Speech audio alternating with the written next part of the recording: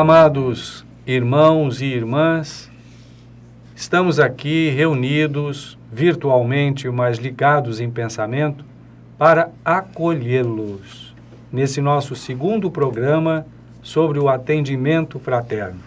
Hoje daremos andamento à segunda etapa do nosso livro, inspirada pela nossa querida Joana de Ângeles, ao Divaldo, e inspirado aqui ao nosso irmão Ronaldo nas suas colocações.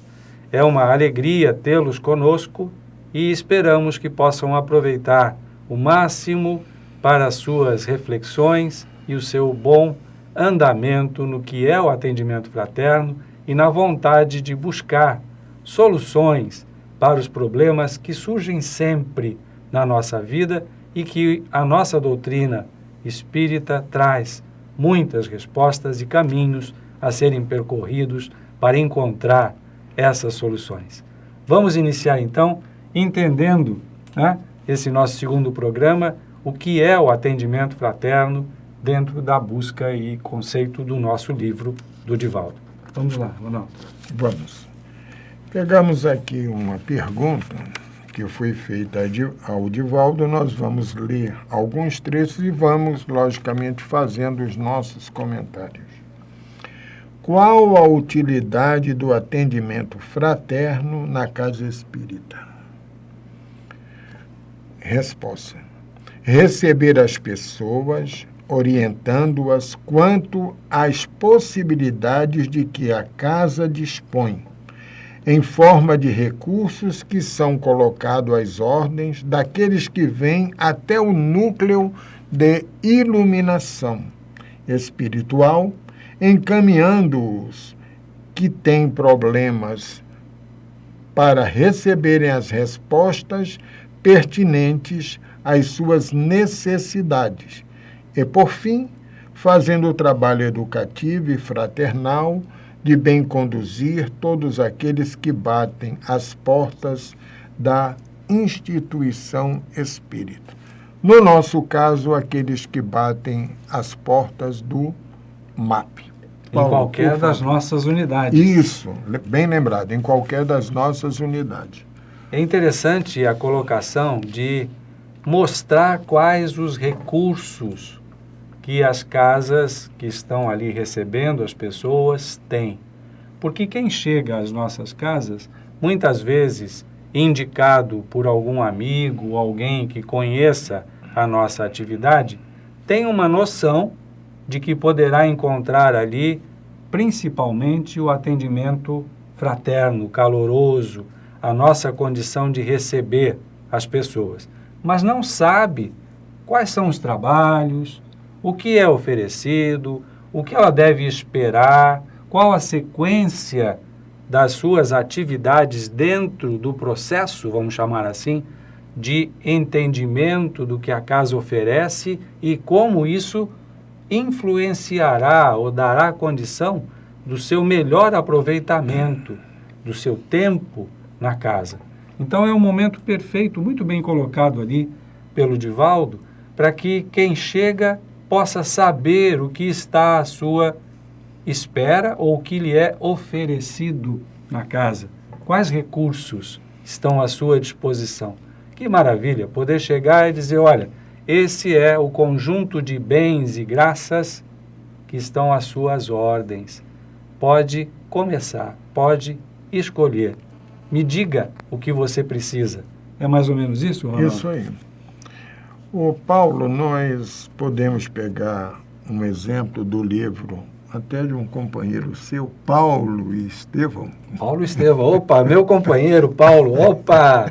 Como a gente diz no dia a dia, xará, né? Xará, mas é uma comparação a que o nosso amado Paulo, apóstolo, não merece. Nós estamos muito longe dessa grandeza. Mas ele faz o acolhimento, então nós chegaremos um dia perto dele. Mas o que eu, naquele livro, eu achei muito interessante é quando Paulo vai para Damasco para prender Ananias, que era um seguidor de Jesus e divulgava o seu evangelho. Então, naquele famoso encontro na estrada de Damasco, né, quando ele está diante de Jesus, que ele cai do seu cavalo nas areias escaldantes do deserto, que ele vê a figura de Jesus, ali para mim foi um atendimento, Paulo, excepcional a Paulo, que ainda era Saulo, né? Saulo, sim. Ainda era Saulo. Então, aquela pergunta que eu acho assim espetacular. Saulo, Saulo, por que me persegues? E ali há o diálogo. E Saulo, ao reflexionar naquele momento, ele pergunta a Jesus: Senhor, o que queres que eu faça? Queres que eu faça? Esse deserto que nós citamos, que está no livro, na narrativa de Emmanuel, através do nosso irmão Francisco Cândido Xavier, muitas vezes é o deserto da nossa vida. Sabe, aquele momento que você olha em seu redor, você não tem uma base para segurar, não é? Vamos dizer assim. Aí, de repente, surge aquela mão que te segura e traz. Esse é o momento que nós, nesses nossos encontros que teremos, já estamos tendo aqui, é que queremos passar para os nossos companheiros, porque isso aconteceu conosco. É perguntar ao nosso mestre: Senhor, o que queres que eu faça? Porque todos nós, Paulo, eu vejo dessa maneira, temos a nossa missão. Se não queremos aceitar neste momento, nesta reencarnação, e nós sabemos que muitas vezes essa programação reencarnatória, nós nos comprometemos a isso. Sim. Não é? Verdade. E muitas vezes relegamos, colocamos em segundo plano e vamos em busca das coisas materiais, que são úteis, mas não é o primordial para nós espíritos. O primordial, na minha visão, é servirmos e amarmos o nosso próximo. Por isso que a questão que colocamos aqui de Paulo, do livro Paulo Esteves, Senhor, o que queres que eu faça? Como é que você vê isso aí, Paulo? Olha, é a pergunta que nós esperamos que todos aqueles que busquem as nossas casas, ou os templos, enfim, possam ter a coragem de fazer a si mesmos. O Senhor, que aparecerá a eles para dar esse momento de lucidez, é o seu próprio eu superior. É a sua própria individualidade espiritual, o eu que permanece, o eu eterno, que está acima das nossas dificuldades materiais, do personagem egóico que nós vivemos. As dores, as contrações que recebemos são feitas para o despertamento. E a pergunta, quando aparece aquela visão perfeita do que nós podemos ser como seres eternos, e aí sim, a nossa personagem consciente, neste momento, pergunta: o que devemos fazer para atender ao nosso ser eterno? A colocação feita, no caso do apóstolo, é o despertamento para a sua realidade maior, como foi muito bem trazida aqui. A sua programação anterior era maior do que simplesmente defender as coisas do dia a dia, da sua religião tradicional, procurar exterminar os inimigos da sua raça ou da sua religião. Mas era sim a busca da verdade que o nosso mestre trouxe a ele no Evangelho. E esse encontro foi o momento dessa lucidez acontecer. E acontece conosco, guardadas as infinitas diferenças de proporção que existem aí, mas todos nós passamos por esses momentos onde, no deserto das nossas aflições, queremos encontrar um oásis que nos permita perguntar: o que eu devo fazer para completar o meu caminho, para buscar a felicidade, para ter a realização? O que pretendes, o que desejas que eu faça, Mestre Jesus? É a nossa pergunta a nós mesmos. Esse é o caminho que encontraremos através do apoio das casas espíritas ou dos templos, onde o atendimento fraterno vai materializar essa programação, vai nos orientar a obter a resposta para essa pergunta. O que faremos? O que podemos fazer? Né? E muitas vezes, Paulo, nós sabemos o que podemos fazer. Nós sabemos. Porque nós que estamos aqui, a esta mesa, neste momento, não somos diferentes em nada. Temos algo que todos nós temos, que Deus nos deu, mediunidade. Que nós, até neste atendimento, vamos começar a perceber como usar esta faculdade. Porque quando nós aprendemos a ouvir, e já ouvimos muitas vezes de alguém que está diante de nós, tipo assim, eu estou com um problema dificílimo, depressão e outras situações, e ninguém na minha família me ouve. E você está diante de alguém que muitas vezes aquilo se passou conosco.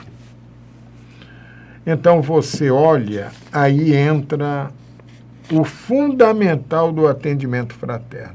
Nós estamos sendo instrumento, mas quem está nos atendendo realmente é o plano espiritual, como você colocou há pouco, nos intuindo a ouvir, interpretar as colocações e falar para aquela pessoa de uma forma tranquila e objetiva, que muitas vezes você fala e a pessoa não consegue traduzir no entendimento dela o que é um atendimento. Por isso que é uma questão de paciência, o convite à persistência dos companheiros, porque se eu quero melhorar, eu quero ser atendido, e o plano espiritual, eu falo muito isso para as pessoas, o plano espiritual nos atende, não pergunta qual o meu plano de saúde, né? Se está atualizado ou não. Não, tudo é feito de forma gratuita. E o MAP faz esse trabalho de uma forma muito abrangente. O Paulo, já falamos aqui antes, trabalha na ilha, tem o seu conhecimento daquele núcleo, mas que tudo está interligado ao nosso Mestre Jesus. Lá ele tem as experiências dele, o conhecimento, os companheiros que trabalham lá, como nas diversas sedes, não é, Paulo? Verdade. Mas o objetivo é nós conjugarmos todas essas sedes num trabalho comum, via, vamos dizer assim, ao nosso Mestre Jesus e aos seus servidores, certo, Paulo? E essa forma de estabelecer um programa que revise como o atendimento é prestado, dará mais segurança e tranquilidade aos pacientes que chegam à casa, evitando que a gente, no atendimento, com as nossas dificuldades normais como atendentes, coloquemos informações que possam desviar a atenção do principal. Então, nós vamos ver ao longo dos nossos programas algumas orientações tiradas do livro que são perfeitas para o bom direcionamento dessa orientação. Começamos no primeiro momento com a utilidade do atendimento. Serve então para dar o descortínio de toda a programação de crescimento daquela pessoa que nos procura na sua recuperação. O próximo passo é o momento de ouvir as suas condições vividas naquele momento. Como Saulo no deserto, pleno da sua arrogância, teve que ser derrubado para reconhecer a grandeza do Mestre, pelo próprio impacto da presença do Mestre. Trazendo para a nossa vida cotidiana, talvez não haja uma grandiosidade que era justa e merecida, por Saulo, e naturalmente assim o quis o Mestre Jesus, mas as contrariedades e as dificuldades vão nos levar, porque é assim que a gente infelizmente aprende, pela dor, a buscar soluções de entendimento do que está acontecendo conosco. E aí nós precisamos ter a coragem de falar das nossas dificuldades, sabendo que vamos encontrar na pessoa que nos ouve todos esses condicionantes e cuidados que a pessoa terá para preservar o que estivermos contando, no sentido de nos dar a orientação segura. E o primeiro passo para isso é a capacidade de ouvir. Então, o atendente precisará, sim, exercitar várias das capacidades que levam a ouvir bem, e o paciente a ter a confiança de que poderá falar em absoluto sigilo e tranquilidade em relação ao seu atendimento, para erguer-se, conhecer-se. Essa catarse inicial, praticamente, ocorre, não, nas suas experiências? Perfeito. Vamos, Paulo, pegar mais um trechinho aqui de Joana, que ela diz o seguinte, isso é numa mensagem do dia 15 de dezembro de 1997. O atendimento fraterno na casa espírita é de vital importância para que todo aquele que lhe busque a ajuda seja orientado com equilíbrio, guiando para o labor de autoiluminação. Então, a nossa busca nesses ensinamentos, nós não queremos dizer, eu lhe curei. Não existe isso entre nós. Você, como Jesus afirmava, a tua fé te curou. E essa autoiluminação que nós também buscamos, ela está em você. E isso, o Paulo lembrou muito bem aqui, ao longo dos atendimentos você vai descobrir isso. Que esta autoiluminação é para que você está neste momento, através de uma situação difícil na sua vida, no seu deserto, quando você começar a se restabelecer, você ter a sua proposta. Bom, eu estou sendo ajudado, agora vou ajudar. Certo, Paulo? É a síntese da doutrina espírita. O trabalho em prol do próximo, como disse o Mestre na sua Boa Nova, no seu Evangelho, é a verdadeira salvação. Nós sabemos disso pela letra. O importante é que quem chega sem conhecer a doutrina revitalize o seu conhecimento do Evangelho, que a grandíssima maioria já tem, pelo menos das grandes leis, dos grandes mandamentos e das verdades que o Mestre trouxe, e traga para a sua vivência do dia a dia. Porque a grande dificuldade dos pacientes que vêm cheios de dor, à procura de alternativas de cura e de reequilíbrio, é reconhecerem que esqueceram de praticar aquilo que muitas vezes já é do seu conhecimento e que foi trazido na Boa Nova. Então o momento é de reflexão, para poder compreender que essa busca de equilíbrio e de cura significa um conhecimento de si que vai chegar a uma autoiluminação. Mas é claro que para quem sofre, não adianta nós dizermos simplesmente que a cura se dará ao longo do processo de estudo, de trabalho, de dedicação. A pessoa pede, na sua impaciência, uma cura imediata. Isso. O atendente tem que ser hábil e capaz de, ouvindo, orientar para a sequência natural que deverá ser seguida por aquele que busca a sua autocura, de maneira que lhe dê tempo e se dedique. Esse é o grande trabalho. Durante o atendimento, e possivelmente mais de um, Isso. há essa troca de informações que permita a quem sofre reconhecer a causa da dor e saber dos instrumentos de cura para essa dor. A doutrina é a grande ferramenta, mas ela não pode ser passada como um comprimido que alguém doa, a outra pessoa toma e resolve. Ela precisa ser conhecida e vivida. O atendimento deve passar essas informações de maneira paulatina e segura, para que esse caminho de autoiluminação se faça possível para quem chega. Então, muitas vezes, nós, na vontade de ajudarmos quem chega, como atendentes, temos logo a condição de orientá-lo para este ou aquele serviço. Mas não é isso que diz o livro. Isso.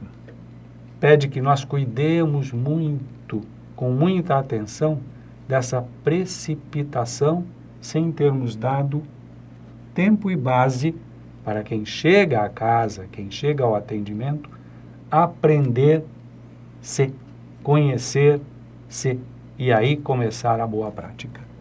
Mais ou menos nessa linha. Isso aí. Em 2019,